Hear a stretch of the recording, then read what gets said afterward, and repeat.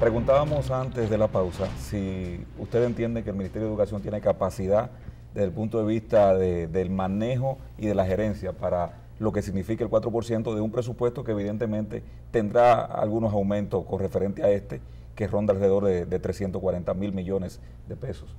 Mira, si nos llevamos de la capacidad, si tiene o no capacidad, nunca vamos a otorgar el 4%. Yo creo que para construir esas capacidades necesitamos el 4%. Hay gente capacitada en este país que puede manejar los diversos departamentos del Ministerio de Educación y sin duda, si hay la voluntad política para cumplir con el 4%, esas capacidades las encontraremos. Nosotros denunciamos a Melanio Paredes cuando no tuvo las capacidades necesarias y no conocía ni siquiera la ley de educación. Entendemos que Josefina Pimentel está haciendo un buen trabajo y ya las capacidades que pudieran faltar. Hay mucha gente en este país capacitada, pero también hay una sociedad civil vigilante, que es lo importante, un movimiento social vigilante de la función educación y que está pendiente a cómo se gasta y se ejecuta el presupuesto de educación, tanto así que hemos solicitado al presidente Leonel Fernández que nos dé una explicación de dónde están los 5.000 millones que prometió que se le iban a dar a la función educación luego de que hiciera la reforma fiscal específicamente para aumentar 5.000 millones más a educación. O sea que hay una sociedad civil que está pendiente a lo que pasa con el sistema educativo en la República Dominicana. Y yo creo que debemos empezar ahora, porque debimos haber aprobado el 4% en el año 1999, porque la ley daba un plazo de 2 años para ejecutar el 4%. Entonces ya no hay ninguna traba para aplicar el 4%, ni siquiera económica. Lo que hace falta es voluntad política, que no ha habido en todos estos años, más de 14 años, nuestros niños y niñas con una deuda social educativa, esperando que seamos capaces de enfrentar el principal problema que tiene la República Dominicana. Elizabeth, tú sabes que todos estamos de acuerdo con aplicar y como te dije al inicio, este 4% para la educación. De hecho, mirando así los números de Centroamérica, pues obviamente un 4% ya hasta corto queda, ¿verdad? De manera que todos estamos de acuerdo, pero como país tenemos una realidad, y es que, por ejemplo, el 43% del presupuesto se va en pago de deuda externa. Los candidatos firmaron un pacto en plena campaña electoral, los principales candidatos, en este caso Hipólito Mejía, el expresidente Hipólito Mejía, y el presidente electo hoy, Danilo Medina, para el 4%. ¿No creen ustedes que se podría llevar a cabo un plan para llevar este 4%, pero tampoco quizás dañar la economía en un momento dado, por ejemplo, frente a una crisis como está ahora, con las deudas como arropan este país? Quizás no es simplemente otorgarle, toma, ya tienen el 4%, sino toda una planificación, un engranaje que lleva a esto, que va más o menos en la línea de lo que preguntaba Miguel. Si estamos preparados para de golpe y porrazo recibir ese 4%. Pero es que ya ha habido planificaciones. Fíjate, en la cumbre de las fuerzas vivas se hizo una planificación de una gradualidad para llegar al 4%, pero también en el plan decenal 2008 se hizo una planificación de una gradualidad. Lo que pasa es que no se ha cumplido. Entonces ya ha habido planificación y hay planificación escrita inclusive de lo que se va a hacer con ese 4% una vez el 4% llegue a manos del Ministerio de Educación.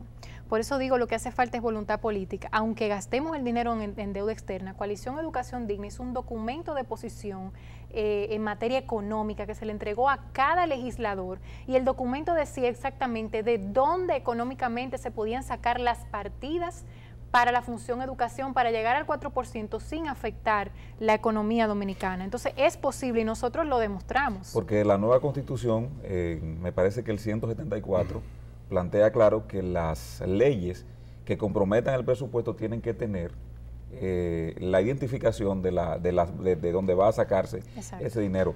Pero con respecto a eso del 4%, porque no solamente es el 4% que está comprometido como tal, sino el 10% para los ayuntamientos, el 5% para... Un 200%. Bueno, prácticamente estamos hablando de que en total compromiso por ley anda alrededor de un 40% del presupuesto, y todo el resto es para inversión, gasto fijo, de pago de deuda. Es decir, hay que hacer una reformulación independientemente de que el 4% no se toque, porque evidentemente los gobiernos han caído en una especie de falto de cumplir sus propias leyes, pero nadie está obligado a hacer lo imposible. Evidentemente que la cantidad en lo que se subdividió el presupuesto es muy difícil que un gobierno pueda afrontarlo. Mira, yo te puedo decir, de la ley de educación fue una ley muy consensuada, muy pensada. El mismo presidente Fernández participó, promulgó esa ley. Legisladores que hoy están en el Congreso participaron. Y otra que te puedo decir que fue muy pensada fue la ley de municipios, ese 10%. Ay, mi madre. El FEDOMU. Ay, y una serie de asociaciones. Eso se puede decir, Elizabeth, que fue de un arranque. Eso chelitos fue un lo dan arranque que algunos, se hizo no pensada, eso fue un arranque. Eso fue unos síndicos ahí que imagínate. Eso sí. fue, ni siquiera fue gradual, de un 5 dijeron un 7 y el presidente de ese entonces, Hipólito Mejía, dijo un 10. Pero vamos a pensar que a ningún municipio le llega el 10%, todo se ha mantenido centralizado, entonces no hemos visto la eficacia del presupuesto descentralizado porque no ha existido tampoco la voluntad política de otorgarle a los municipios el 10%. Así es. Entonces son leyes que lamentablemente no se han podido cumplir. Que hay que revisar, pero también el Estado tiene que descentralizarse en todo, en materia de presupuesto y por supuesto en materia de funciones, porque si seguimos teniendo un Estado tan centralizado, vamos a seguir con este clientelismo político, con esta corrupción administrativa. Elizabeth, ¿de qué tú estás harta? Mira, de la corrupción y de la impunidad. De lo que más estoy harta es la impunidad.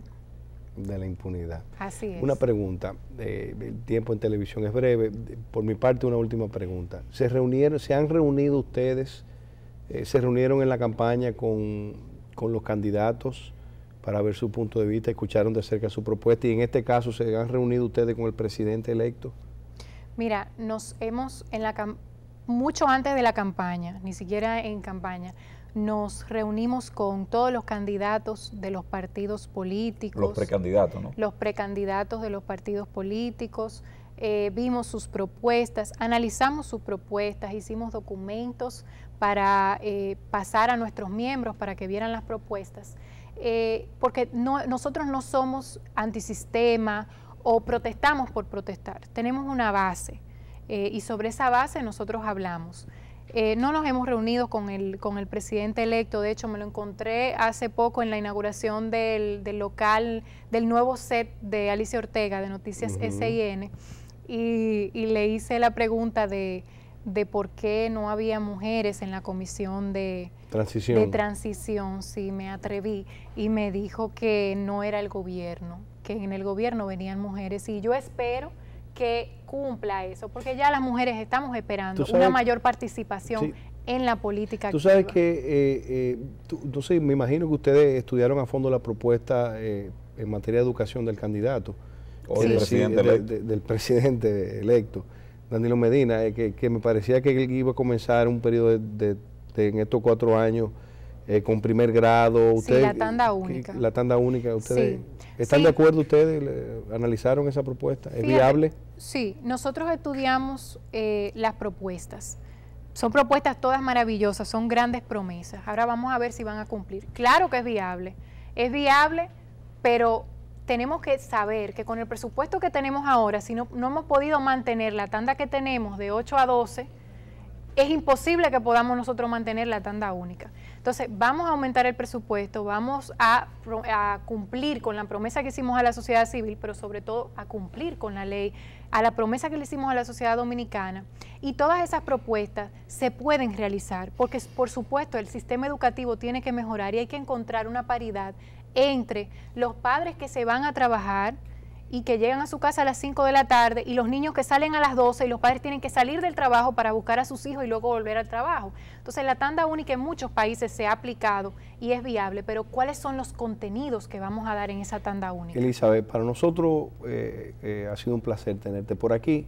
Así es. Me alegra mucho, como en este país no hay oposición, en este caso el PRD, y ustedes no son una especie de oposición, pero yo pienso que lo que llevan a cabo es una oposición constructiva, Ariel. Constructiva, qué bueno. Ojalá y ustedes puedan continuar, cuenten con este espacio, con Panorama Semanal. Y a ustedes, amigos, gracias por estar con nosotros y hasta el próximo domingo, que nos veremos de nuevo aquí en Panorama Semanal.